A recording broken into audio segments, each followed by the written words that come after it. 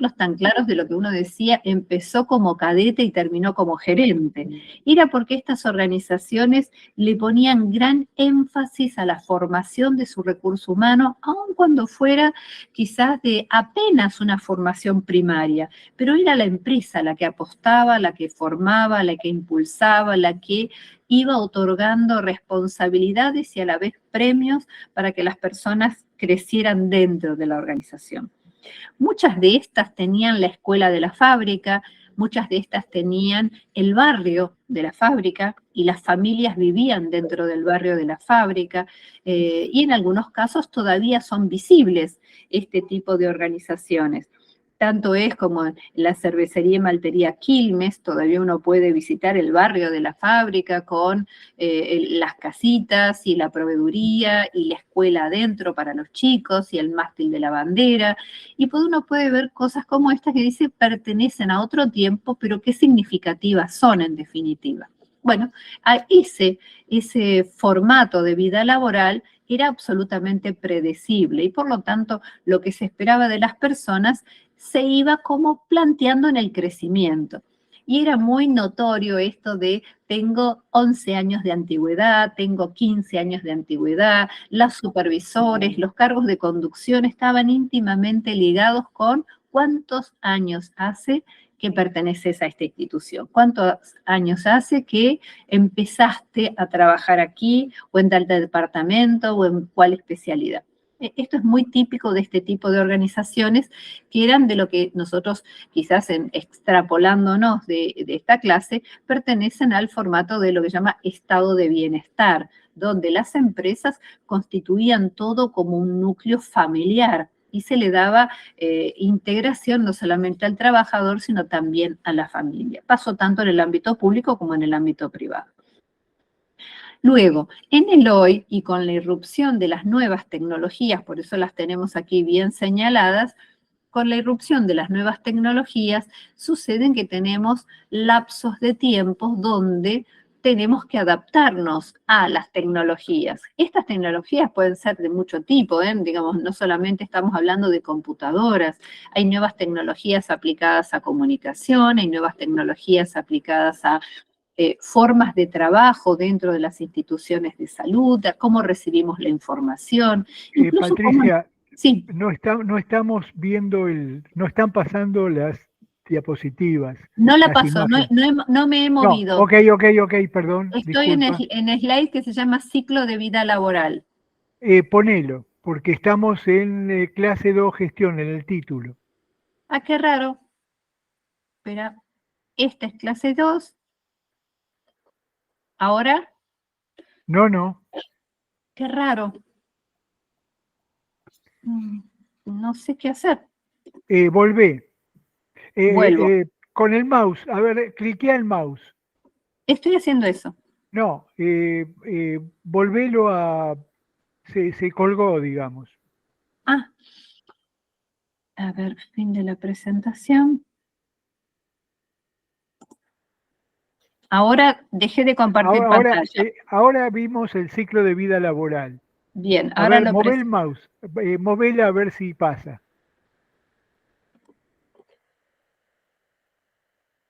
¿Ven a David McClellan? No. ¿Qué cosa? Bueno, moviendo para atrás.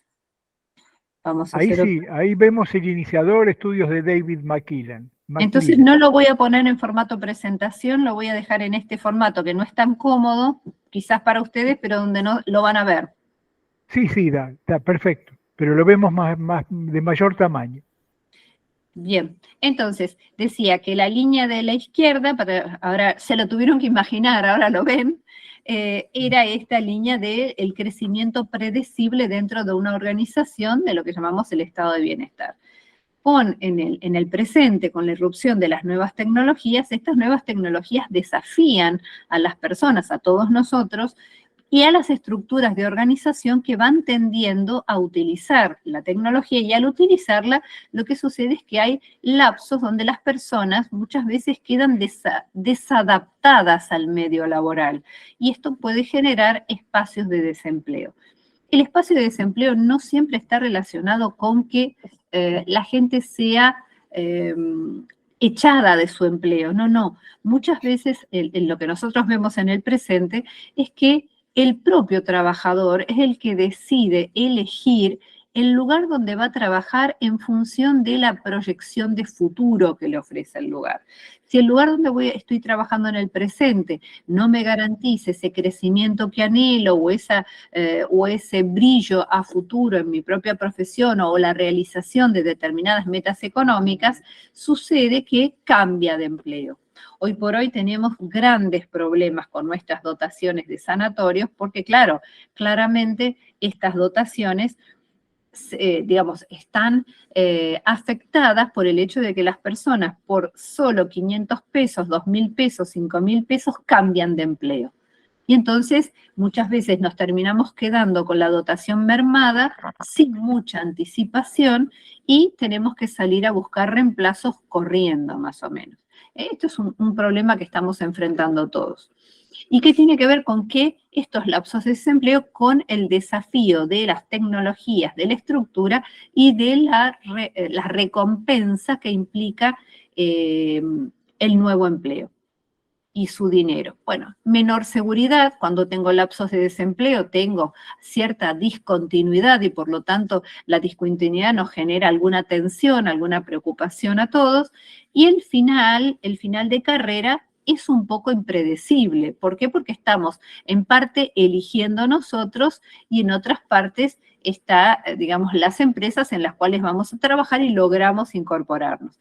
Fíjense que en el caso anterior el final era predecible, la persona por antigüedad va llegando lo más alto que puede y la antigüedad es lo que marca el criterio de elegibilidad para un cargo superior.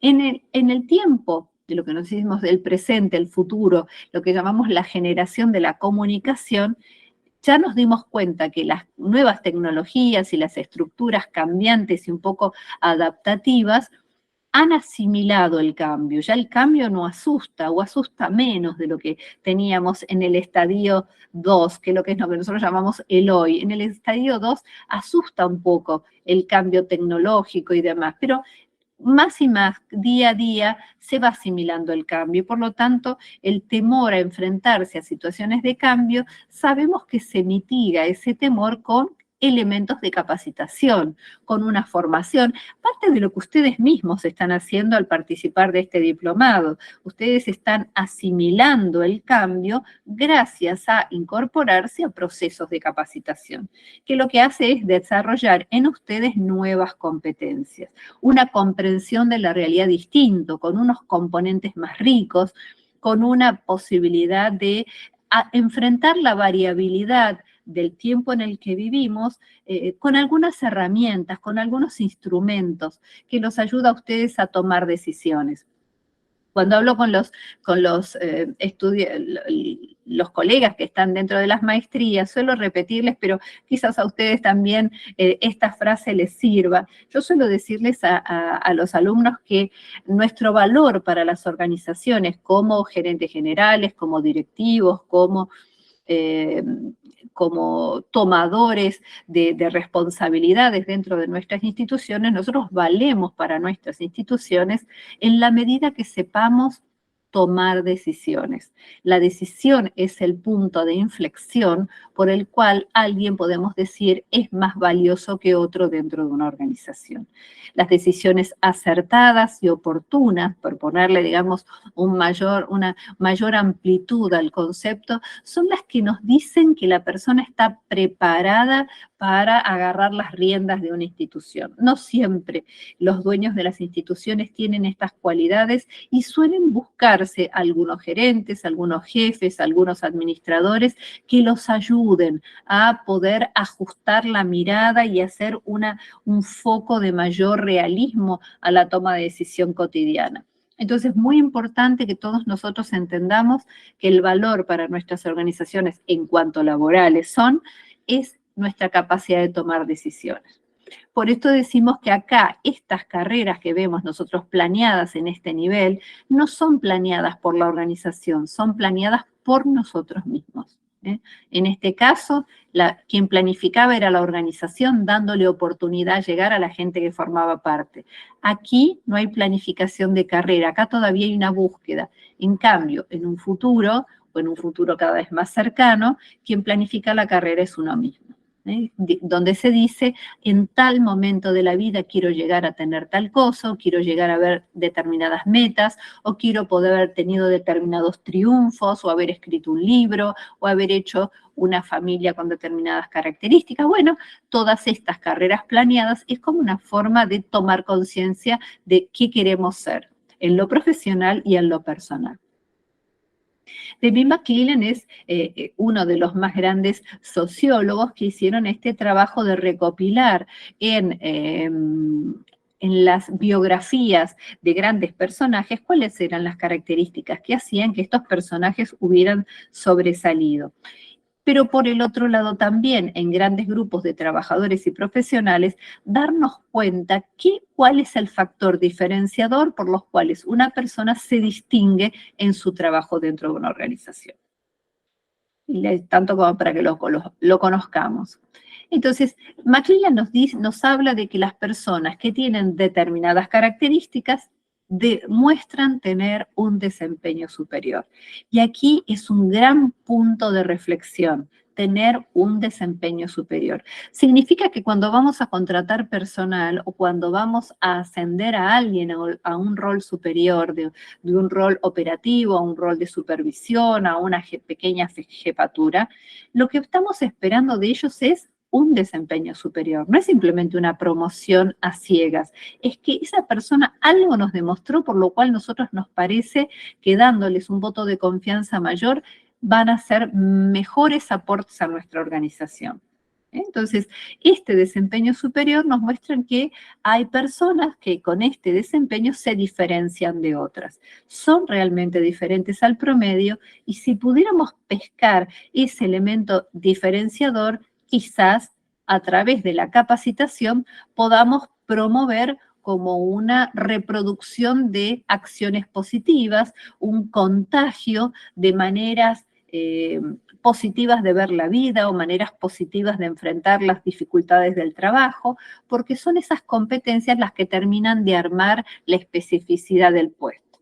Entonces tenemos estas competencias que hacen que alguien tenga un desempeño superior. Ahora, la mejor manera de descubrir las características que tienen las personas implican estudiar. Estudiar significa observar. A veces no se trata de estudiar, agarrar un libro y por supuesto que lo vamos a hacer. Algunas cosas yo los voy a ir guiando para que busquen dentro de la bibliografía algunas cosas, pero lo que nos importa en este caso es lo observacional. Y es que ustedes verifiquen, identifiquen en la conducta de su personal qué los hace especiales, qué los hace mejores, qué los hace agradables para los residentes, qué los hace dúctiles para las distintas relaciones interpersonales, qué es lo que tienen de especial estas personas, que nosotros decimos técnicamente que tienen un desempeño superior. ¿Bien ahora una que dice término competencia? Perfecto, sí. Bien. Entonces, si fuéramos a analizar la palabra competencia, que es una palabra que tiene muchas acepciones, es decir, muchos significados, veríamos que competencia se relaciona también con autoridad. Dice, cuando se decide qué asuntos y cometidos quedan bajo la competencia directa de un profesional. Es decir, competencia es la autoridad que decide sobre algunos temas. Pero también competencia, la palabra competencia está relacionada con la palabra capacitación, y la usamos muchas veces para decir cuáles son esas características particulares que en recursos humanos dicen que una persona tiene conocimientos más acabados, habilidades mejor desarrolladas, actitudes de mayor compromiso, y esta es la que nos va a relacionar la capacitación con las competencias del espacio laboral, que es donde nosotros nos interesa tener nuestros tips de trabajo. Pero fíjense que competencia también tiene que ver con competición, con medirnos. Aquí la foto estaría orientada a esta idea de la medición. Pero, sin embargo, Yo no compito o no es la idea de la competencia con el compañero o la compañera de trabajo. Acá la competencia de la cual estamos hablando es con nosotros mismos. ¿Qué capacidad tenemos nosotros de mejorar el inventario de cualidades, de habilidades que disponemos? No solamente para la vida laboral, también para la vida personal, también para la vida relacional, para crecer como personas y ofrecerle a los demás lo mejor que tenemos. Esa competición es con nosotros mismos.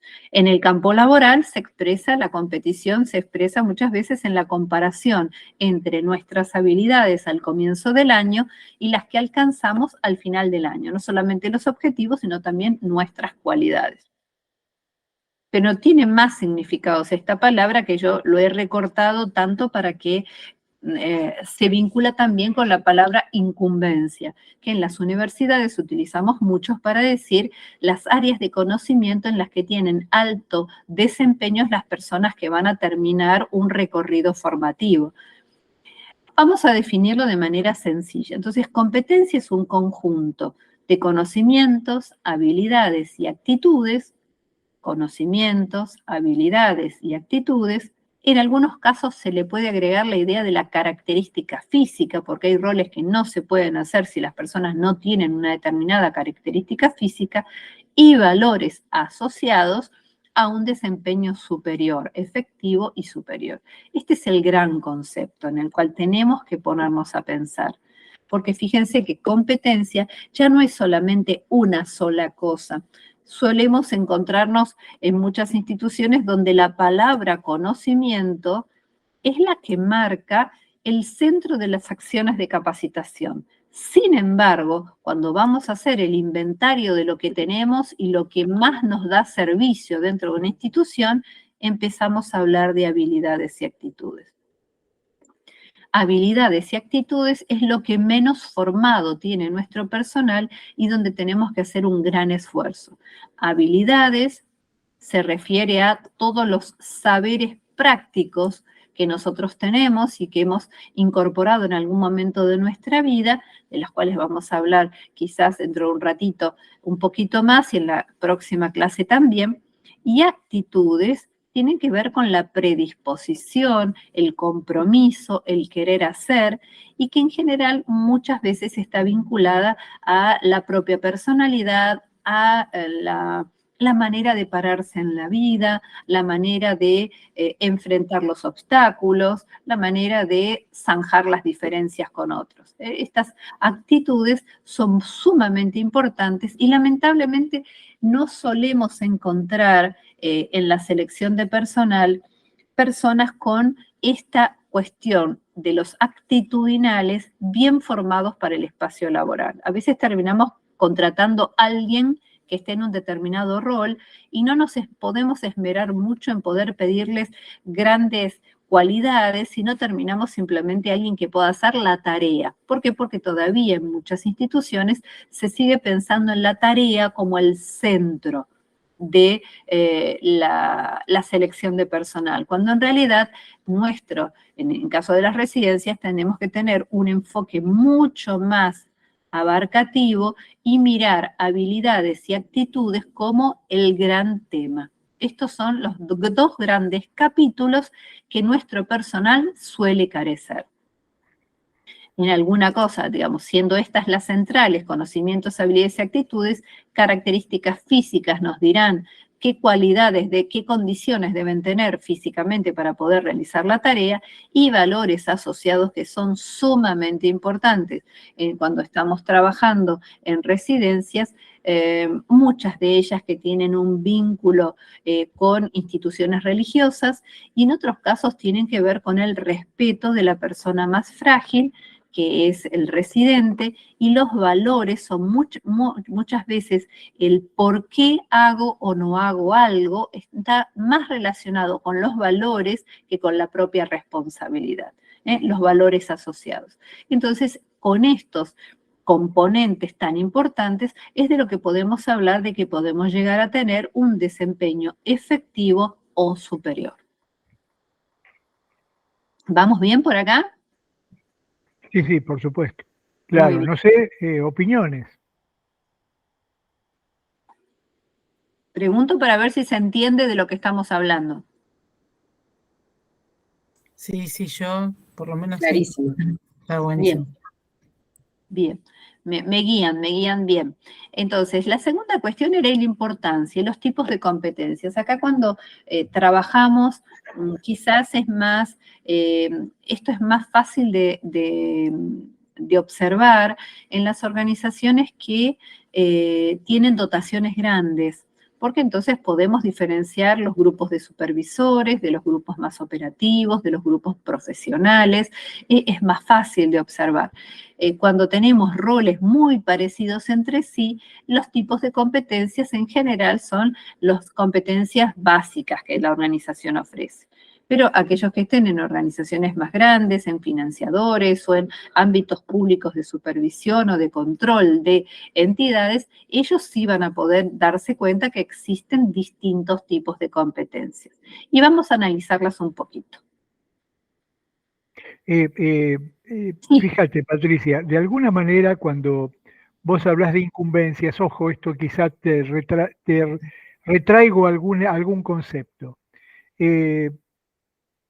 Entre nosotros hay como solapamientos entre incumbencias. Los consejos profesionales debaten esto. ¿Cuáles son las incumbencias de sociología, de terapia ocupacional, de trabajo social, de musicoterapia? Y esto se ve en el campo laboral como áreas que se solapan, ¿no? Y poder definirlas con precisión es muy importante. Claro que sí, pero vos sabés que este aspecto que vos marcás y que es algo muy visible cuando uno va a las instituciones, no solamente a las residencias, a los centros de rehabilitación, a los sanatorios pequeños, esto se ve mucho.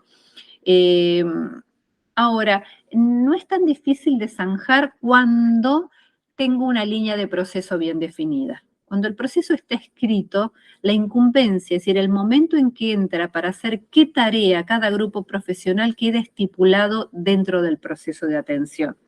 Entonces, en algunos casos, hagamos abstracción de que acá hay un texto adentro, ¿no? Imaginemos que esto es sociología y que esto es terapia ocupacional y podemos tener fono y kinesiología y tenemos áreas comunes entre ellos. Estas áreas comunes significan que son esfuerzos de coordinación concreta que hay que aprender a hacer. Ya no somos profesionales que actuamos todos aisladamente y que pasamos, dejamos registro de nuestra visita al hogar o a los pacientes, dejamos nuestro registro en la historia clínica o en los registros que se utilicen y ya está. No, ahora en nuestro tiempo lo que se pide que se hagan, y recuerden la clase anterior, un gran foco en las necesidades de los residentes, un gran foco en la coordinación, en el uso de herramientas, en la comunicación efectiva, porque justamente este es el punto donde aprenderemos a que ninguna profesión se superpone a la otra, sino que se coordina con la otra. Claro, perfecto. El abordaje es interdisciplinario. Correcto, yo digo, de repente yo comencé a leer cuentos, imagínate en la residencia en que trabajaba. Entonces me empecé a cuestionar, a decir, pero en realidad, ¿en qué contribuye mi lectura de cuentos? Porque tuvo éxito y porque la gente se reunía, etcétera, pero de repente, ojo, te sobrerolás y la psicóloga puede sentir que, ojo, Jorge, ¿qué estás haciendo?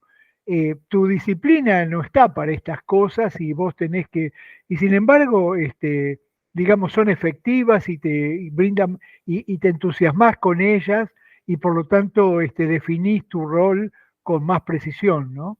Claro que sí, está correctísimo lo que apuntás, Jorge, porque la verdad es que tendría que irme para atrás y decir cuál es lo que va a hacer cada uno de los roles profesionales o técnicos dentro de una institución están directamente ligados a la misión de la institución y a su planeamiento estratégico.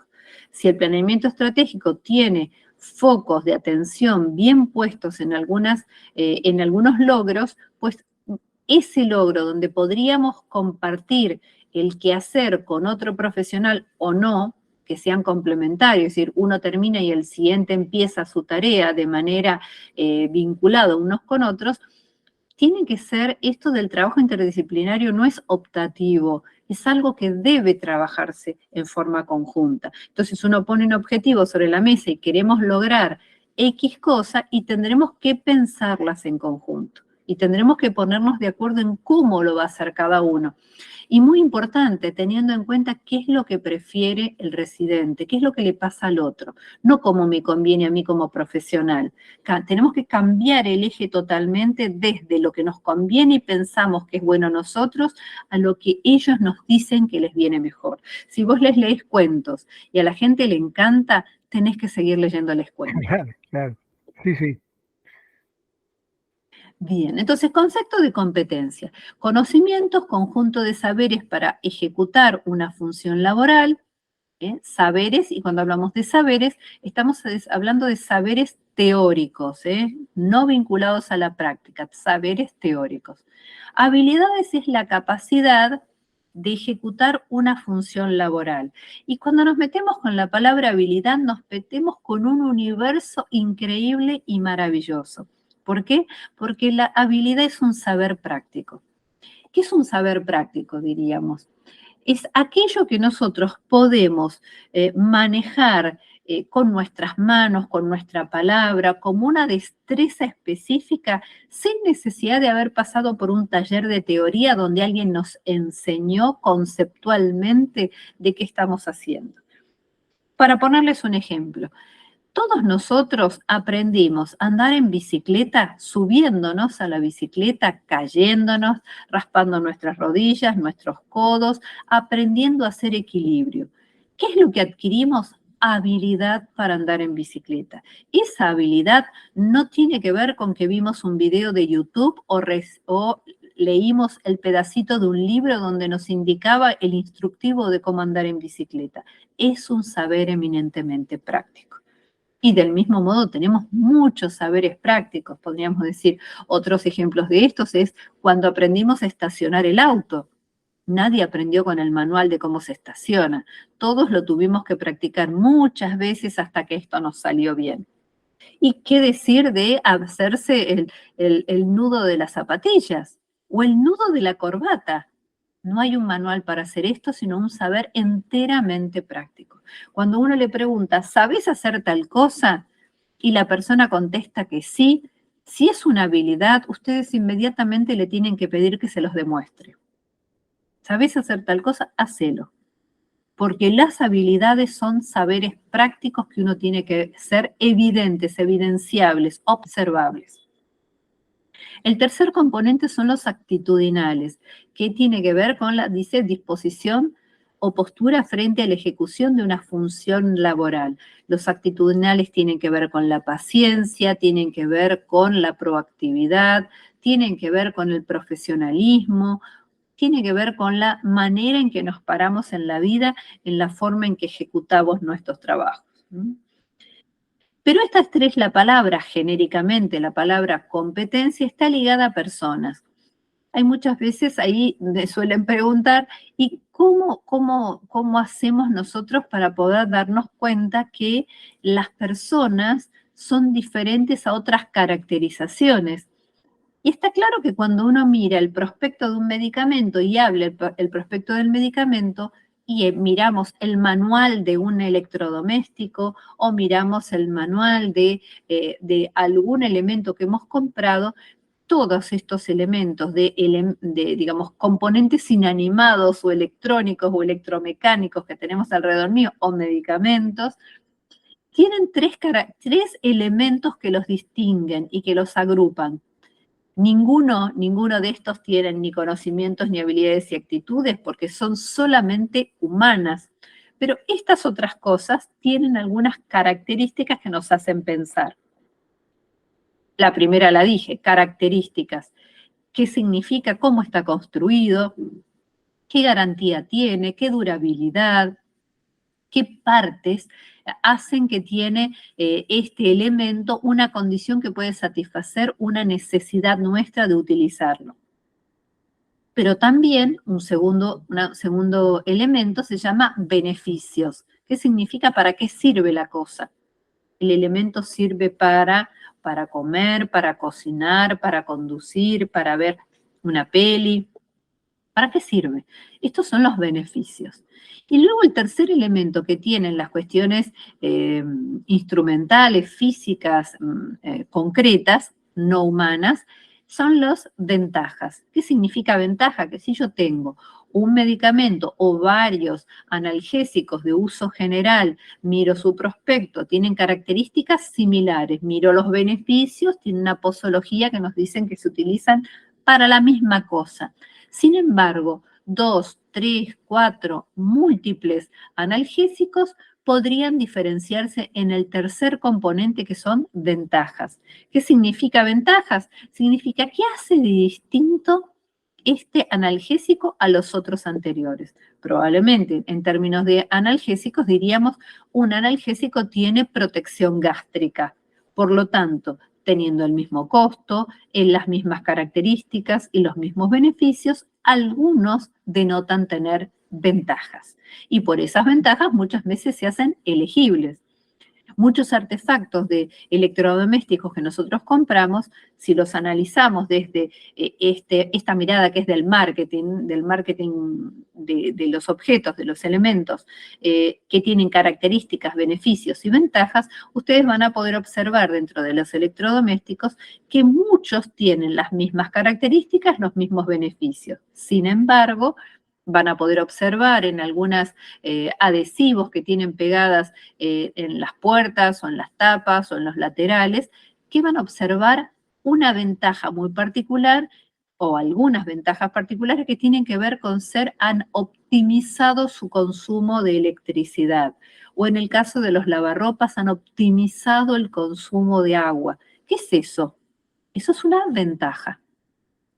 Entonces, para los elementos concretos podemos definir estos tres elementos de análisis. Para las personas no. Las personas nos definimos laboralmente como a partir de conocimientos, habilidades y actitudes. Ahora, este sería el primer punto, porque decimos que están solo ligadas a personas. Ahora, también los conocimientos, habilidades y actitudes son específicos de cada organización. Yo puedo tener una persona trabajando dentro de una residencia y el mismo rol profesional se podría hacer en medicina laboral. Un enfermero, por ejemplo, podría trabajar en medicina laboral o podría trabajar en una unidad de cuidados intensivos y, sin embargo, a pesar de que el título de la profesión es la misma, sus incumbencias, sus conocimientos, sus habilidades van a ser requeridas por el puesto, son distintas.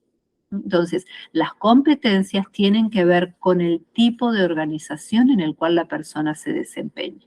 Obviamente, hay una tendencia en el mundo laboral a tratar de que las personas adquieran durante su permanencia dentro de las instituciones el mayor número de competencias que les permitan desempeñarse en roles más complejos sin necesidad de estar todo el tiempo dentro de un rol complejo.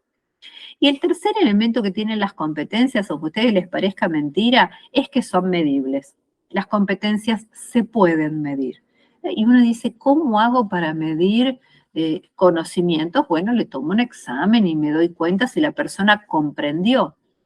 ¿Y cómo mido las habilidades? Bueno, hago una observación directa en un punto de atención y me voy a dar cuenta cómo estaciona el auto, cómo habla, cuál es su dicción, cuál es su capacidad de esperar la repregunta o el feedback, si son precisos en el hablar. Y vamos a poder medir por el nivel de comprensión del otro respecto de la comunicación que hemos hecho con nuestro personal.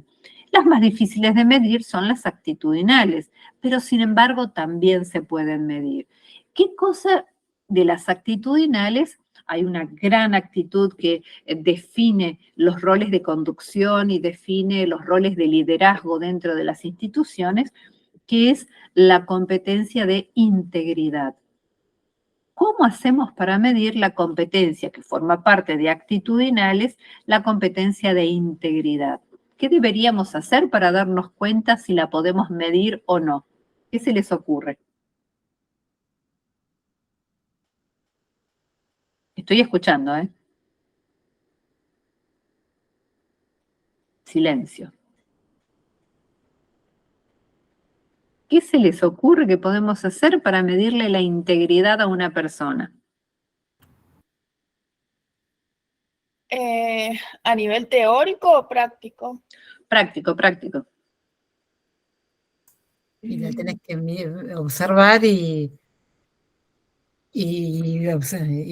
compararla Ajá, ¿qué voy a comparar? con otra habilidad de otra persona. Ajá. ¿Otra opción? ¿Alguna otra opción? Se le podría presentar una situación y a ver Ajá. cómo responde a Muy esa bien. situación. Es muy interesante. Es muy interesante tu observación. No puedo ver tu nombre porque yo no los estoy viendo a ustedes, pero es muy interesante lo que acabas de plantear, una simulación. Correcto. Ahora, partamos entonces, Pampa, para hacer una ayudita en el razonamiento. ¿Cómo definimos a la palabra integridad? ¿Cuándo una persona es íntegra? Porque las definiciones nos ayudan mucho. Supongo que tiene que ver con una cantidad de valores humanos que la persona honra en sus acciones diarias y lo que tendríamos que ver cuáles son esas acciones, por ejemplo, si es buen compañero, si es buen empleado, si es bueno con los residentes. Bien, ese sería un enfoque posible, pero sigo buscando la definición. ¿Cuándo decimos que una persona es íntegra? A mí me gusta jugar con las dimensiones del concepto de integridad. Ajá. Y entonces digo honradez, corrección, control emocional, respeto por sí mismo, puntualidad, lealtad, pulcritud, congruencia, firmeza en las acciones, disciplina. No, todo Me esto. quedo, muy bien, yo me quedo con una palabra que acabas de decir, Jorge, que me ayuda mucho para seguir pensando con la gente. Congruencia, congruencia. ¿Congruencia entre qué? Ujú. Entre el hacer y decir. Claro. Perfecto, acabas de definir la palabra integridad. La palabra integridad es la coherencia, la concordancia entre el hacer y el decir. Muy bien, esa es la definición. Ahora, que ya la tenemos definida, ¿podríamos medirle la integridad a nuestros jefes? Se me ocurre, Sí. bocadillo, que la integridad también la medimos en el trabajo cuando está con el jefe y sin el jefe. Claro. Pero quiero saber si podemos medir usando la palabra integridad. Si está Sí. la coherencia entre lo que dice y lo que hace, ¿podemos medirle la integridad a un jefe, a un supervisor, a alguien que está haciéndole promesas a otros? Y claro, podríamos medir si él respeta lo que dice, porque si él Perfecto. actúa de otra manera de la que no dice ser, él solo se está contradiciendo.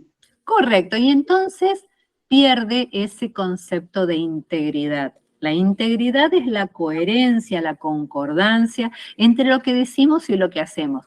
Ni les voy a preguntar si podemos darnos cuenta de la integridad de nuestros políticos. Dejémoslo para otro día.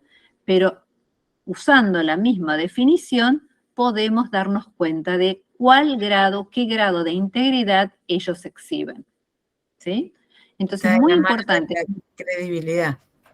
Claro que sí, tiene que ver con la credibilidad, tiene que ver con que sepa construir confianza, pero confianza en serio, porque no te fallo, porque no te miento, porque las cosas me pueden salir mal y yo tener que darte explicaciones de te prometí que iba a hacer tal cosa, pero en este momento no puedo porque me pasó tal otra. El hecho de que las cosas no salgan como hubiéramos planificado no dice que la persona ha perdido su integridad, dice que puede esto suceder, lo importante es que pueda comunicarlo de manera fehaciente y que sea verdad lo que está diciendo. ¿Mm? Las cosas no siempre nos van a salir bien. Pero fíjense qué conceptos bien distintos, ¿no? Conocimientos, que es conocimiento teórico, habilidades, que son los saberes prácticos con los cuales hacemos algunas acciones y podemos perfeccionarnos en el hacer de estas acciones en particular, y las actitudes, que son las que nos pintan de cuerpo entero. ¿Quiénes somos? Lo van a demostrar nuestras actitudes. Y vamos con la siguiente. Entonces, conocimientos no son materias de la carrera cuando estamos definiendo puestos, ya después nos va a tocar definir puestos también a nosotros. No son materias de la carrera, si alguien es enfermero, vamos a definir algún técnico de farmacia, o podríamos definir un personal administrativo que ha hecho algún tipo de tecnicatura o colegio y demás. No son las materias de la carrera que cursó aquellas que se consideran conocimientos. No son el título de la carrera. En cambio, conocimiento es ese saber con respecto a qué, a la propia organización, a dónde estoy trabajando, conocer las modalidades, las políticas, qué tipos de recursos mueve en caso de necesidades extremas o de situaciones que son imprevistas, cómo llamo a los bomberos, qué protocolos tengo, qué mecanismos de adaptación tenemos cuando alguien nuevo llega a la institución, si tenemos protocolos escritos o políticas del cómo se hace o procesos escritos para poder realizar una acción con mayor seguridad, todo esto forman parte de los conocimientos. Como verán, son conocimientos aplicados al lugar de trabajo. Estos son los conocimientos a los que hacemos referencia, no a conocimientos genéricos por afuera. Son saberes en un sentido general y no la aplicación y uso, porque ya dijimos que la aplicación y uso forma parte de ¿qué? Las competencias de usar, de accionar, ¿son de qué grupo? De la habilidad. Muy bien, del grupo habilidades, muy bien. Entonces vamos a mirar el grupo habilidades. El grupo habilidades es el saber práctico, saberes que se comprueban, que le tomo un examen o hago la simulación, como dijeron hace un ratito, y comprobamos hasta dónde sabe de lo que estamos hablando. Con una simulación alcanza. Imagínate qué cosas que hacemos a veces para selección de personal. A mí me toca muchas veces hacer selección de personal para empresas de salud y yo no tengo la posibilidad, porque estoy frente a un Zoom, y no tengo posibilidad de entrevistarlo cara a cara, porque es una pena, ¿no? Porque lo gestual es muy importante en una selección de personal. Pero sin embargo, yo puedo ponerle delante al candidato, al postulante, elementos sobre un escritorio y decirle, a ver, de estos elementos que ves sobre mi escritorio, ¿qué orden le pondrías vos a estos elementos? ¿De mayor a menor, de más importante a menos importante, de más urgente a menos urgente? ¿Cuál es el criterio por el cual vos organizás los elementos de tu trabajo cotidiano? Entonces, esto es una forma de plantear una simulación, que el otro, puesto en una situación, tenga que cumplir una consigna. Y entonces vamos de esta manera comprobando con evidencias concretas cómo la otra persona se sitúa frente a una situación propuesta. Además, las habilidades son evaluables. Si saben atarse los cordones de la zapatilla, o lo sabe o no lo sabe hacer. Si se sabe hacer el nudo de la corbata, o lo sabe o no lo sabe hacer. Son evaluables, fáciles, a simple vista. Luego se adquieren con la práctica. Bien, no lo sabe hacer. ¿Se lo puedo enseñar? Porque la persona tiene otras cualidades que me gustan, pero no sabe atarse los cordones de la zapatilla. Bueno, ¿se lo puedo enseñar? Sí, efectivamente se lo puedo enseñar. Entonces me tomaré el trabajo de una persona que tiene valores que para mí son representativos de mi institución, me tomo el trabajo de enseñárselo. ¿Y cómo se lo voy a enseñar? En la práctica. Lo vamos a repetir 1, 2, 3 veces hasta que el movimiento aparezca y lo sepa hacer. Definitivamente todos los que aprendimos a andar en bicicleta sabemos que esto no se olvida, que pueden pasar muchos años en que no andemos en bicicleta, pero cuando nos volvamos a subir, lo vamos a hacer, porque estos saberes prácticos no se olvidan. Y luego, no siempre requieren un conocimiento previo, a veces sí requieren un conocimiento previo. Es como decimos, vamos a cocinar y tenemos que batir las claras a nieve para que nuestro bizcochuelo salga alto y espumoso, y sin embargo, si antes no hemos comprendido el valor de que las claras a nieve tengan determinados componentes y que con una pizquita de sal y con algún otro elemento logramos que queden bien armaditas y que de esta manera toda la preparación se va a ver beneficiada, a veces tienen como una primera parte de un conocimiento previo teórico y lo que después viene es una práctica y la manera de practicar y practicar para poder ir afinando. Esto que decíamos en el punto anterior se adquiere con la práctica. Bueno, no siempre requiere un conocimiento previo, pero muchas veces sí hacemos base en un conocimiento previo para impulsar a la otra persona a comprender con cabalidad por qué estamos haciendo las cosas de esta manera. Y estoy segura que ustedes pasan por estos pasos de darle una breve explicación a alguien de por qué trabajamos de esta manera en esta residencia para que luego ponga sus habilidades a trabajar correctamente. Por ejemplo, para nosotros es muy importante cumplir los horarios. Entonces, explicaremos esto y la otra persona tendrá que demostrar su adecuación al cumplimiento de horarios.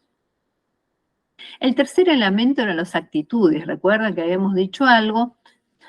Bueno, algunos ejemplos que les puse acá: el andar en bicicleta, el preparar un bizcocho, un bizcochuelo, que implica tener algunas habilidades. Y luego en este caso, ¿qué es lo que falló acá? ¿Qué es lo que no hizo bien la persona? El horno. Abajo, abajo. Abajo. ¿Qué es lo que no hizo bien? No estacionó bien. Estacionó mal. Pésimo. Se puso arriba de las cocheras de discapacitados y además lo dejó atravesado al auto. Está ocupando 2 cocheras en lugar de una. Exactamente. Entonces, ven que en este caso son habilidades, por un lado, y posiblemente actitudes también, porque hay una falta de respeto a normas, hay una falta de reconocimiento de que estos lugares tienen un destino específico, ¿sí? Pero rápidamente, si nosotros tenemos bien nuestro ojo entrenado para ver conocimientos, habilidades y actitudes, los vamos a dar cuenta. Actitudes, valores individuales, pero también pueden ser valores corporativos. Formas de asumir las responsabilidades, tendencias, la tendencia de hacer o no de hacer determinada cosa, de hablar temprano respecto de un problema, de hablar con un determinado tono de voz con nuestros residentes, hablar más despacio, más pausado, ¿sí? Tienen que ver con los actitudinales de alguien que le importa lo que le pase al otro. Entonces, ese actitudinal que implica un compromiso para que el resultado sea el mejor, se demuestra, está mostrando cuáles son las actitudes que está poniendo en juego. Por eso lo llamamos como una predisposición. Es una manera de ejercer las tareas dentro de un espacio laboral o dentro de un rol. Actitudes. Acá estarían las actitudes corporales también. Sí, las actitudes corporales más bien lo vemos dentro de lo que llamamos lenguaje corporal, que podríamos hacer también alguna focalización al lenguaje corporal y a la concordancia entre lo que decimos y lo que exterioriza nuestro lenguaje corporal. Que sépanlo, ustedes lo deben saber, porque muchas cosas, cuando las personas no pueden hablar, se transmiten a través de lo corporal, de lo gestual. Es muy importante esto de que haya coincidencia entre lo que decimos, estamos contentos, estamos a gusto, estamos bárbaros, pero nuestra cara lo tiene que decir también. Estoy bárbaro, ¿por qué no le decís a tu cara que lo diga? Uno le dice, ¿cómo te sentís? Estoy bárbaro. Bueno, decile a tu cara. Bueno, esto es lo que tiene que ver con el lenguaje corporal. Miramos un poquito estas habilidades y competencias. ¿Cuándo empezamos a buscar empresas y candidatos y ya nos metimos ya de lleno en el trabajo en sí mismo? cuando empezamos a buscar personal, nosotros definimos, acá hay unos textos que nosotros también vamos a aprender a escribir, donde definimos el puesto, donde decimos, este puesto tiene determinadas características, lo que llamamos misión y función del puesto, pero también le requerimos a los candidatos determinadas competencias, que son los atributos genéricos de conocimientos, habilidades y actitudes para que lo ejecute correctamente. Entonces empezamos a pensar ya en términos de la definición de puestos. Y acá les muestro algo que para mí es significativo porque las habilidades, y ustedes ya se dieron cuenta de cuán importantes son las habilidades cuando seleccionamos personal, fíjense esta publicación, que es del año 2020, donde habla de las habilidades más buscadas, con diferencia de 5 años.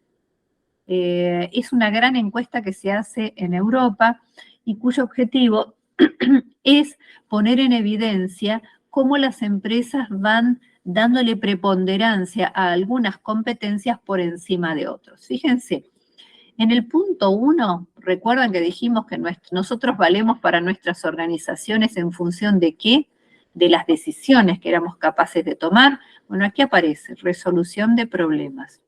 En 2015 y en 2020 sigue siendo la número 1, capacidad de resolver problemas.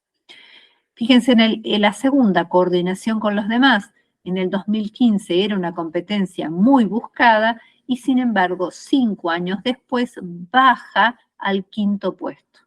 Significa que hemos aprendido casi con naturalidad que esto de armar el trabajo interdisciplinario, de coordinarnos con el colega, de dejar algo de comunicación para que el que viene después advertirle algún cambio en la situación de un residente. Esta coordinación con los demás la vamos adquiriendo, digamos, con el paso del tiempo, entonces ya deja de ser una competencia de las primeras, sino que empieza a bajar de importancia. No porque no es porque no sea importante, sino porque la vamos adquiriendo todos. La tercer hito, o la tercer competencia de habilidades que en 2015 eran destacadas, es la gestión de personas. Cosa muy difícil, saber gestionar personas es una de las habilidades más complejas que tenemos que acometer cuando somos gerentes, cuando somos directivos, cuando somos dueños de instituciones, porque esto hay un gran dinamismo en el mercado laboral, hay muchas concepciones que tienen que ver con las personas según la generación a la que pertenecen, y entonces esto termina generando como una necesidad de ductilidad, de adaptación del que está gestionando personas para poder aprovechar lo mejor que pueden ofrecer cada una de las generaciones. Fíjense que en el 2015 era la tercera y en el 2020 pasa a ser la cuarta, no baja tanto, se queda ahí. En el 4º lugar de las habilidades de 2005, el pensamiento crítico, que pasó del 4º lugar y subió al punto 2. Fíjense, resolución de problemas y puntos críticos. Esto significa que estamos resolviendo situaciones problemáticas, que nos estamos enfrentando a decisiones de un escenario cada vez más cambiante. Y fíjense que esta encuesta tomada en 2020 claramente demostró que muchas de las cosas que teníamos todos incorporadas como hitos firmes de cómo se hacían las cosas, como mandatos absolutamente, digamos, no discutidos por nadie, de cómo trabajaba el sistema de salud, de cómo se priorizaban las cosas, de qué criterios se iban primero y cuáles lo venían después, qué registros eran más o menos obligatorios. El 2020 con la pandemia de COVID puso en blanco y negro muchas cosas que no sabíamos hacer. Nos mostraron nuestras fallas, nuestros puntos débiles, nuestras carencias de coordinación, nuestra pobreza de hablar y trabajar en equipo, nos puso en evidencia muchas falencias y tuvimos que darnos cuenta que este pensamiento crítico, que muchas veces fue capacidad de improvisar, capacidad de entender una realidad rápidamente y accionar sobre ella, es una competencia que en el 2020 pasó del puesto 4 al puesto 2, ascendió. Pero sigamos mirando las demás. Capacidad de negociación. En 2015 estaba en el 5º lugar y en el 2020 negociación se ubicó más abajo. Control de calidad, tema sumamente importante, el control de calidad. Luego, el de la orientación al servicio, bajó un poquito, pero estuvo allí. Toma de decisiones, que está relacionado con resolución de problemas, pero acá esta toma de decisiones es una toma de decisiones importante, pero pautada. Entonces, cuando yo tengo los procesos todos escritos, las decisiones de alguna manera están preestablecidas. Entonces, ¿qué tengo que saber? Saber manejar mis protocolos, mis instructivos o los procesos y procedimientos con los que nos solemos manejar. Si están escritos, óptimo. Si no están escritos, recomendación, escríbanlos. Y entonces tomar decisiones pasa a ser algo que sube un escalón porque no es algo tan fácil de hacer. La escucha activa es, miren, siempre va a ser poco lo que podamos hablar de escucha activa. Es tan importante. Estos son elementos que estaban en las encuestas de 2015 y que desaparecieron en las encuestas de 2020. Luego la creatividad. Acuérdense que hablamos de un poco de improvisación, el pensamiento crítico, el 2020 y la pandemia hizo que la creatividad ascendiera en el espacio de las competencias y habilidades. ¿Cómo improviso para hacer algo de una manera en que no estaba acostumbrado a hacer? ¿Qué elementos voy a utilizar cuando no tengo tal otra cosa? ¿Sí? Estos fueron los pensamientos y las maneras en que fueron, de alguna manera, categorizados las empresas de salud a las competencias que ellos mismos estaban buscando. Bien, nos vamos a buscar algunas competencias relacionadas a salud, casi como si estuviéramos mirando un catálogo, un inventario de competencias, en este caso competencias para el futuro de Naciones Unidas, y hay una suerte de agrupamiento. Recuerdan que había una clasificación, dijimos que se clasificaban las competencias de alguna manera, forman parte de esta clasificación lo que llamamos valores centrales. Y miren, a la cabeza de los valores centrales está la palabra integridad. Integridad. Dice no solamente lo que entendimos, la coherencia, la concordancia entre el decir y el hacer, también dice, este es el que genera confianza, este es el que muestra que alguien puede ser un verdadero líder, el que genera credibilidad, el que genera un espacio positivo para el desarrollo de una actividad. Esto enriquece mucho los espacios de trabajo cuando encontramos líderes, gerentes, directivos que muestran a las claras la competencia de integridad. Luego, en un nivel no, digamos, más bajo por el nivel de rol, está el profesionalismo, pero que tiene que reunir algunas de las características que tiene integridad, el respeto por la diversidad, entender la disabilidad entre las personas, las diferentes capacidades, las posibilidades de hacer o no hacer, las condiciones en las que tenemos a nuestros residentes, el respeto por la diversidad de lo que ellos nos muestran a nosotros en el espacio laboral. A todos no los vamos a tratar igual, no todos entienden las consignas de la misma manera. A veces hay que hacer un foco específico con determinado subgrupo de residentes porque ellos lo necesitan de esta manera. Entonces, la diversidad también está mostrado desde las capacidades de los residentes. Luego, las competencias centrales o nucleares, estas son las que todas pondríamos en un plan de capacitación para que nuestro personal las incorpore. Caso comunicación, que recién hablaban un poquito del tema comunicación o del lenguaje gestual, forman parte de todos los capítulos de comunicación. El trabajo en equipo. No podríamos hablar en salud de que hoy por hoy no estamos trabajando en equipo, no existe el trabajo en soledad trabajando en instituciones de salud. Todo lo que hacemos hoy es en equipos. Luego la capacidad de planificar y organizar. No se puede vivir en la anarquía, no se pueden llevar adelante planes que den un rédito correcto a la organización y a los residentes si no fueron previamente planificadas, medidas balanceadas, integradas con recursos. La capacidad de planificar es muy importante de cualquier líder intermedio o líder de los que tenemos por encima, de los gerentes generales. También la responsabilidad o capacidad de responder es una de las competencias que vamos a encontrar en muchos puestos de trabajo. La creatividad, la orientación al cliente, en este caso nosotros diríamos al paciente, diríamos también al residente.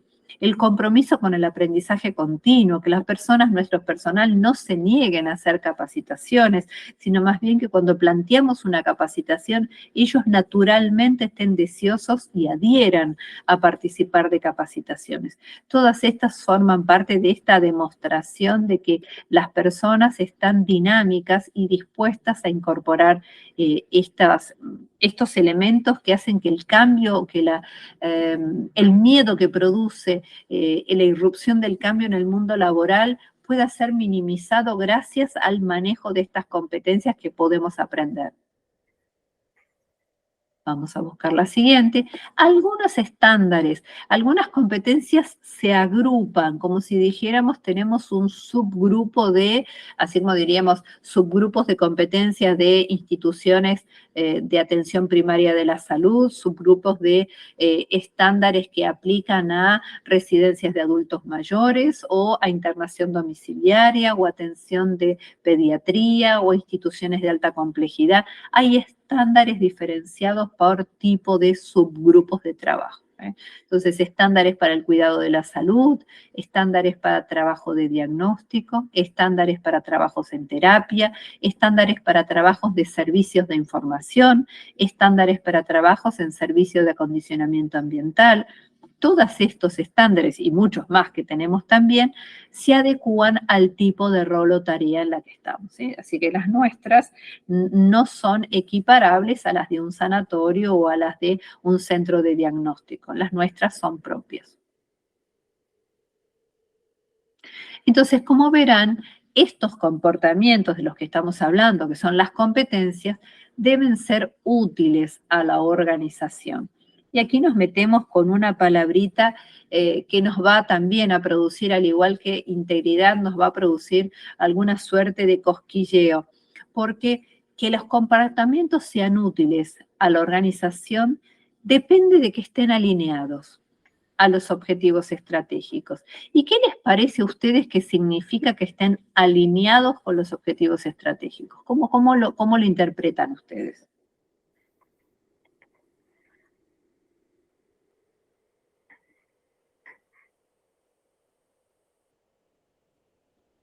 Esa palabra, ¿qué les sugiere? Que sean coherentes. ¿Coherentes con qué? Con el objetivo. Muy bien, que sean coherentes con los objetivos. Alineado nos dice que hay una coherencia, están en la misma línea, utilizando, digamos, su familia de palabras.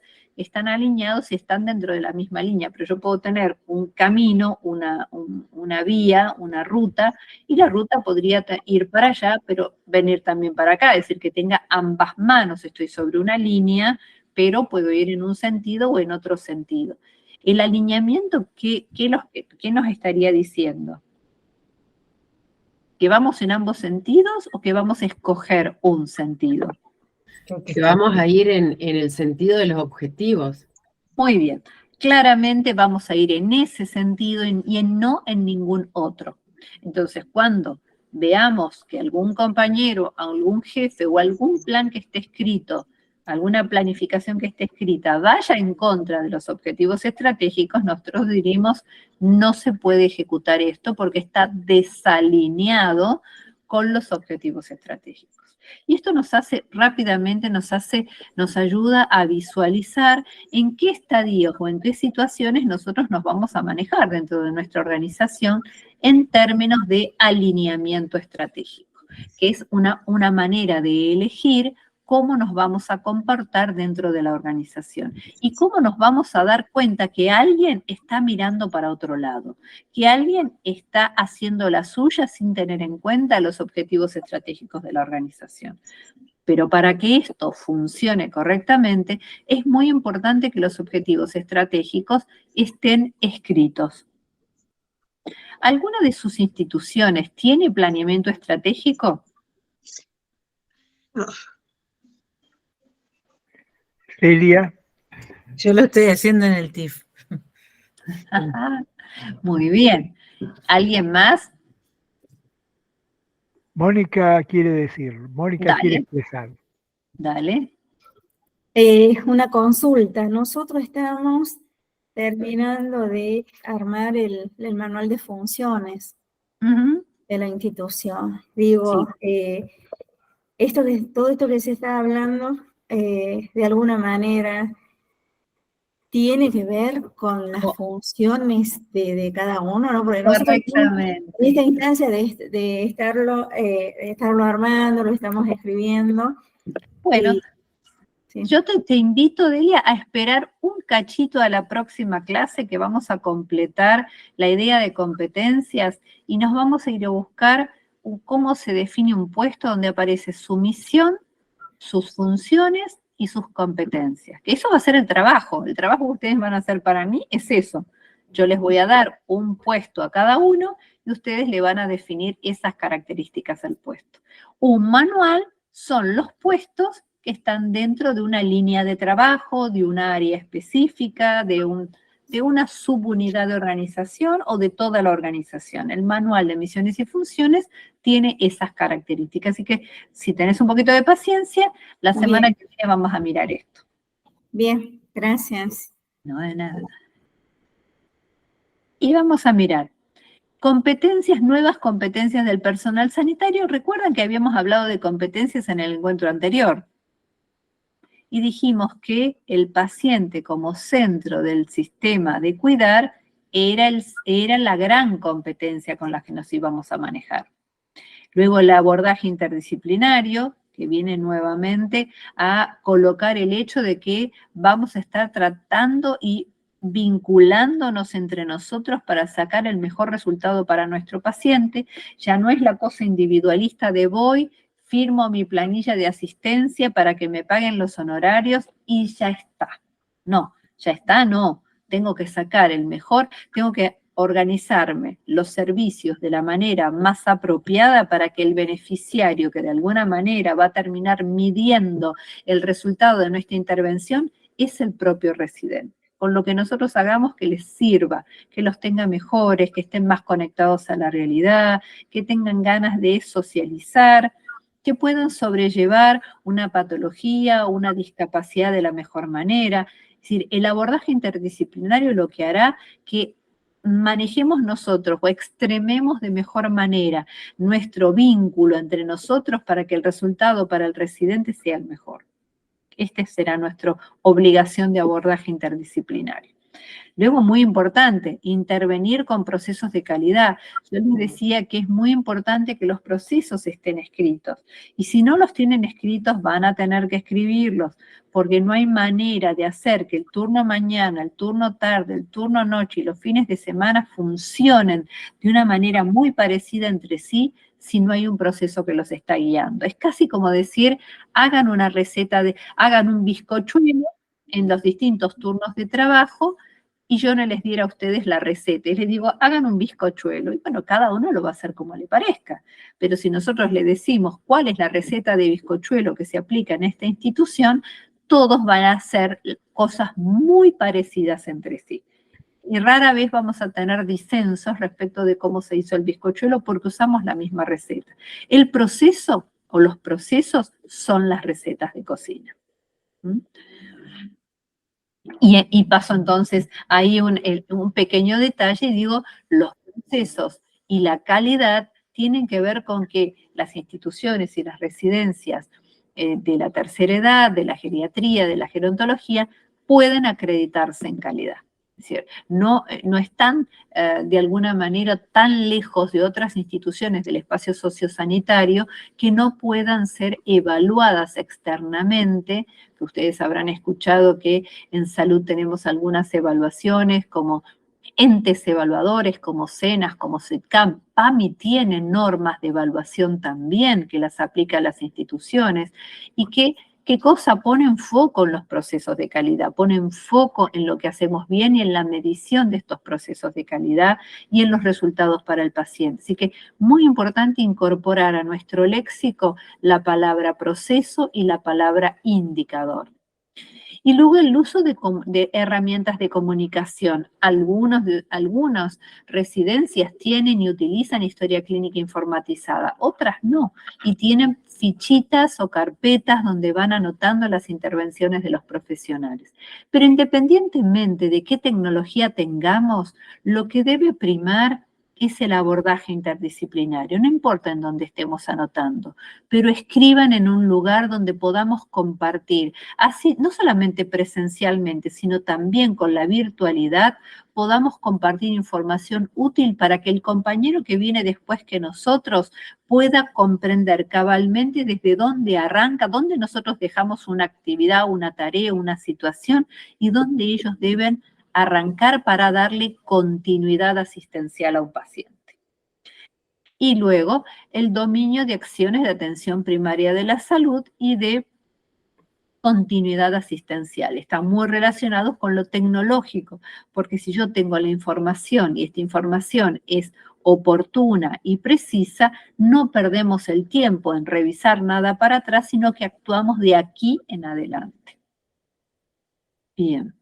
Entonces nos veníamos por aquí y tenemos este grupo que yo no me voy a cansar nunca de repetir estas imágenes, porque lo que quiero es que comprendamos la importancia del paciente o del residente como centro de la atención en nuestras instituciones. No importa dónde estemos trabajando, el paciente, el residente, la persona que está allí y que es objeto de la misión de nuestra institución es la que está en el centro. Entonces, identificar, asumir y respetar las preferencias y las necesidades del paciente. Coordinación de manera continua de los cuidados, coordinar los cuidados, escucharlos a ellos, atenuar dolores y sufrimientos. Escuchar y comunicarnos correctamente, compartir buenas prácticas y la gestión de casos, es decir, transferirnos entre el equipo de salud, el equipo de la residencia, los mejores ejemplos, incluso lo que ustedes escuchan acá mismo en el aula virtual. Imagínense si estuvieran todos presenciales, la cantidad de cosas que ustedes estarían contando de ejemplos de cómo hicieron algunas tareas y algunas acciones que les reportaron mejor beneficio que otras que hacían de otra manera y antes. Bueno, comunicar las buenas prácticas es una gran riqueza que tenemos en estas aulas que aunque sean virtuales, ustedes seguramente pueden estar en contacto, tener foros, compartir casos, contarse experiencias, y contar experiencias hace que todos aprendamos. Prevenir enfermedades y discapacidades, en el término de nuestra residencia, está enteramente vinculado casi en un 100% a evitar caídas. Y luego promover estilos de vida saludables y autocuidado, y aquí quizás nosotros en Argentina hacemos bastante poco aquí, pero tiene mucho que ver con la actividad física, mucho que ver con la elección del tipo de alimentación, del autocuidado, del darme cuenta qué cosa me conviene y qué cosa debería posponer porque no es la mejor decisión para mi vida. Esto tiene que ver con el autocuidado. Ojalá pudiéramos enseñarle, ya cuando son adultos mayores es más difícil enseñar esto, pero ya cuando estamos, como diría Dante Alighieri, en el mezzo del camino de nostra vita, en la mitad del camino de la vida, pudiéramos tener mucha y mejor información de qué cosa es el autocuidado y cuáles serían las mejores elecciones que podemos hacer para la otra mitad de la vida que vamos a estar recorriendo. ¿Sí? Y vamos a mirar el segundo grupo de competencias, y esto es lo último que voy a hablar hoy. Segundo grupo de competencias: habilidad de negociación, decisiones de equipo, resolución de problemas en equipo. Ven que estamos en contra de todo lo que pueda llegar a ser individualismo, todas las decisiones, los comentarios, las maneras de abordaje en equipo. La medición de objetivos. Ajá, este es un tema muy importante. ¿Por qué? Porque podríamos hacer muchas cosas, pero si no evaluamos el resultado que obtuvimos, ¿Cómo vamos a saber si vamos a planificar bien, si utilizamos los recursos de la residencia correctamente, si quizás nos desviamos y nadie se dio cuenta y esto implicó ociosidades, desperdicios, no llegar a tiempo en cosas importantes? Así que los objetivos deben ser siempre medidos, en las residencias también. Esto que decía Jorge hace un rato, clarificar roles y responsabilidades, esto es muy común. ¿De quién es esto? No, no es mío, no, en realidad es de dos grupos que se disputan el hacer esa acción. Esto de clarificar roles, lo que nos sucede muchas veces, dos reclaman por hacer la misma cosa y luego hay actividades o funciones que no las quiere cumplir nadie. Entonces, muy importante esto de definir los manuales de misiones y funciones. ¿Por qué? Porque resuelven de manera clara esto. Clarifican roles y responsabilidades. Entonces, una vez que están clarificados, nosotros vamos a separar claramente las incumbencias de cada uno y también nos vamos a ocupar que en una línea de procesos o en un instructivo, en unas acciones secuenciadas, no exista ningún paso del proceso que no le corresponda a nadie. Todas van a tener un propietario, un responsable, un dueño de la actividad. Y luego la evaluación de progresos. Evidentemente, más allá de que estamos con adultos mayores, podemos evaluar los progresos de ellos dentro de nuestra institución. Y esto hará que, de alguna manera, nuestra estrategia de abordaje de la atención, del cuidado, del acompañamiento, sea quizás el mejor marketing social que podamos ofrecerle a la comunidad. Mostrar progresos, mostrar mejorías, mostrar conexión, mostrar actividades, quizás sean la mejor propaganda que ustedes puedan exhibirle a la comunidad que no los conoce a través de los progresos de sus residentes. Y esto se logra a través del estudio interdisciplinario y del abordaje interdisciplinario. Bueno, me parece que este es un momento propicio y oportuno para terminar la clase de hoy. ¿Qué les parece? No escucho nada. Interesante. Lucrecia te está enviando aplausos. Bueno, esperen que voy a... Pero veamos, ¿no? Es decir, revisemos un poco, porque me parece que todo va en línea. ¿Sabes lo que estaba imaginando? En el taller de integración vamos a trabajar, ni bien nos encontremos en julio, de los objetivos a los indicadores. Sí. Claro, de manera que, viste, si yo planteo objetivos, tengo que tener indicadores para saber cuándo esto en otro terreno se llaman metas, ¿no? Claro que objetivos, metas y actividades, o objetivos, digamos, dimensiones de los objetivos e indicadores, en el sentido de saber que la suma de indicadores me permite definir una dimensión, que la suma de las dimensiones me da el objetivo, ¿no? Es decir, trabajar en esta cuestión es muy importante, como hoy preguntabas, Patricia, respecto a cómo se desagrega una competencia o qué significa integridad, congruencia, etcétera.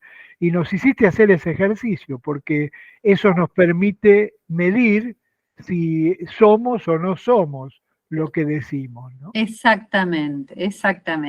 Y son cualidades humanas, así que en realidad lo que podemos hacer es ponernos de acuerdo. ¿Cuáles son las cualidades que queremos que estén vivas y visibles dentro de nuestra institución? Y esto se puede enseñar. Entonces, claramente, a veces el ejemplo, yo sé que por ahí no todo el mundo... A ver, Mónica, estabas levantando la mano. Sí, Patricia, tiene que ver con una preocupación que tenemos en nuestra organización. Nuestra organización, con nuestro equipo interdisciplinario, hacemos capacitaciones en toda la provincia, tanto capital como los 17 departamentos. A todo esto, obviamente que al ser tantos los residentes, estimamos que es por ahí. Cuando consiguen en casas particulares cuidar un residente, una persona, se van. Se les paga muy bien al cuidador.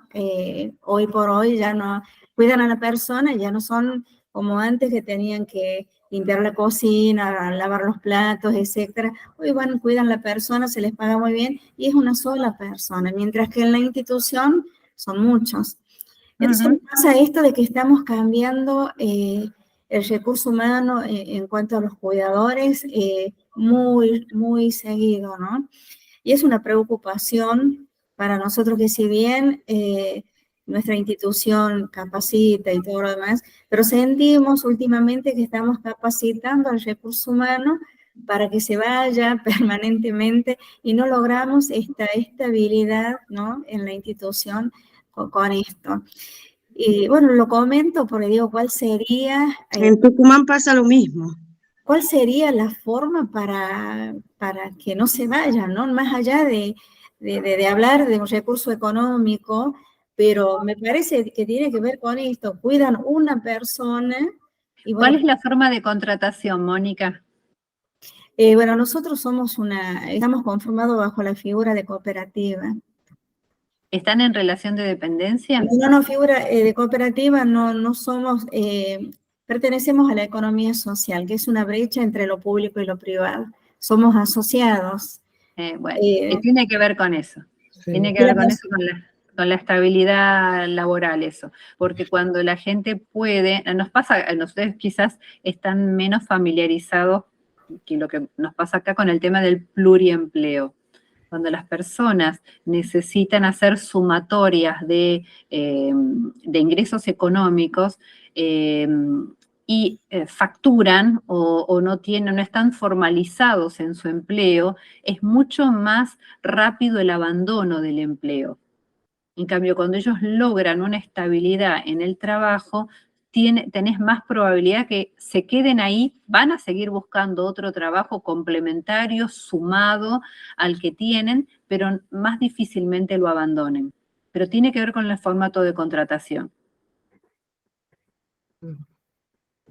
Gracias, Patricia.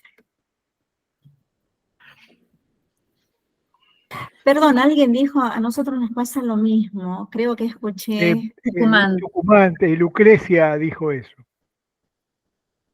Lucrecia Ibarra, ¿por dónde andás? Sí, acá, ¿cómo le va?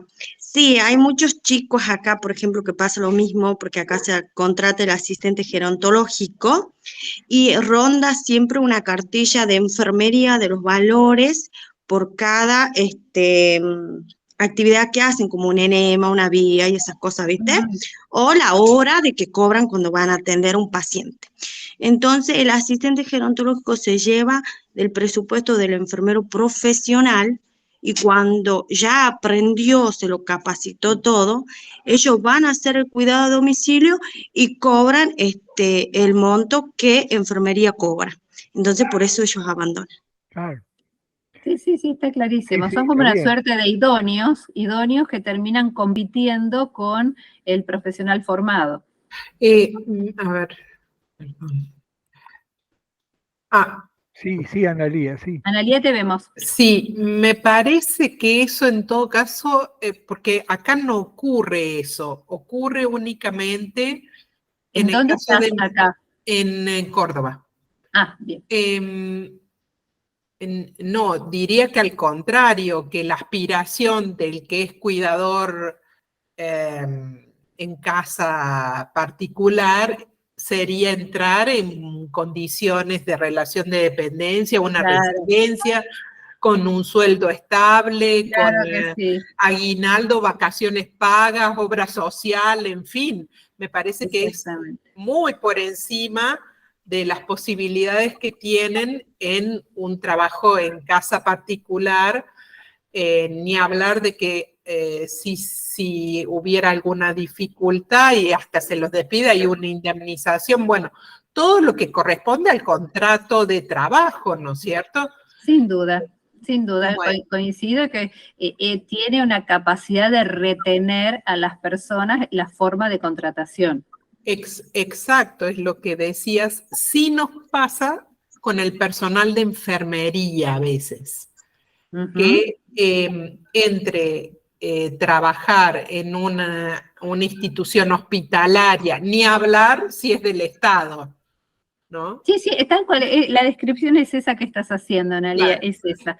Digamos, frente a los idóneos, las instituciones ganan porque la forma de contratación de los asistentes siempre es preferible la relación de dependencia dentro de la institución. Ahora, enfermería, que tiene tantas posibilidades de ubicarse en distintos lugares, ellos tienen capacidad de elegir aquí, allá, en otro lugar, o hacer superposición en la misma jornada laboral, trabajan una parte del horario en un lugar, en otra parte del horario, y ellos ese problema no lo tienen, los enfermeros. No. Bien. Y además, por ejemplo, en Tandil son hiper buscados, no es fácil. Sí, claro. Estamos atrás de la habilitación provincial y nos está costando un montón encontrar la cantidad de enfermeras que nos están pidiendo. Porque los que salen los retiene el hospital, los retienen las clínicas privadas. Seguro. Sí, estás en inferioridad de condiciones sin duda, sin duda.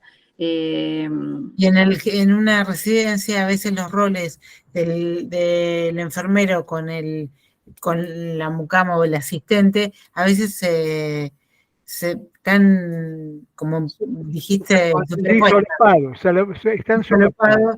Claro. Que a veces... Seguro, pero esa es la habilidad de las autoridades de las residencias como para encontrar una respuesta a esto, ¿no? Es decir, ahí pasa por otras circunstancias, a veces también no muy firmes. Es decir, pero lo que estamos analizando es el terreno, digamos, de mayor precariedad a un terreno de mayor estabilidad. Exactamente. Claro. Y ni hablar cuando las madres, acá tenemos madres, por ejemplo, que no quisieron que las pongan en blanco porque cobran planes, tarjeta alimentar, cobran esto, cobran aquello, entonces quieren tener los dos beneficios y no quieren. Bueno. Increíble. Me parece que conocer la realidad implica el buscar respuestas a esta realidad, pero hay que conocerla. Más que quejarse, hay que conocer la realidad laboral, cada uno de nuestro personal. Muy bien, Patricia. Ha habido elogios. Bueno, me alegro mucho, espero que les sirva. Tenés en el chat elogios. Esperate que no lo abría el chat yo. Miralo. Voy a ahí, ver. mirá, ahí emergen aplausos. Salí de la pantalla, así nos vemos todos. Espera, ya salgo. Espérate que salgo de acá. Sí. Pero espera que me cuesta mucho este sistema. Bueno, cada uno nos vamos acostumbrando. Lo aprenderé. A estas habilidades, Sí, tal cual. En cuanto a las habilidades, algo que me cruzó durante toda la clase fue que después de salir de la pandemia, cuando empezaron a entrar los familiares y empecé yo a trabajar un poco más en la residencia, teníamos muchas bajas, muchísimas camas libres, poca plata, y decidí hacer como un taller de lectura con los familiares para que se reencontraran y que participaran. Bueno, entre ellas se anotaron un montón. Había una señora que leía y los tenía todos atraídos. ¡Ay, qué linda! Impresionante. Esa habilidad que tenía esa mujer no la tuvo nadie más. O sea, hay habilidades innatas, genéticas. Sí, seguro, claro. Por eso hay que cuidar al personal, ¿no? Claro. Hay que cuidar, por supuesto, totalmente. Pero además salir a descubrir esas habilidades innatas que a veces cuando seleccionamos personal no las tenemos en cuenta y la persona las deja aflorar cuando uno le da una condición propicia y de repente la persona es mucho más que simplemente el cargo que ocupa. Claro, por supuesto. Totalmente. Por supuesto. Bueno, muy gente. Bien. Nos estamos viendo el jueves que viene. Besos a todos, buenas noches, que la pasen lindo, Patricia. buena semana. Muchas gracias. Ahí Fernando y demás, mirá vos, y salen los corazoncitos y ahí los aplausos. Bravo. Un gusto verte, Fernando. ¿Qué tal? ¿Cómo andás? Sé que estuviste por el Beición. Sé que estuviste en el Beición. No, todavía no, mañana. Bueno, muy bien, bárbaro, buenísimo. Chau, che, hasta la próxima. Chao. Gracias.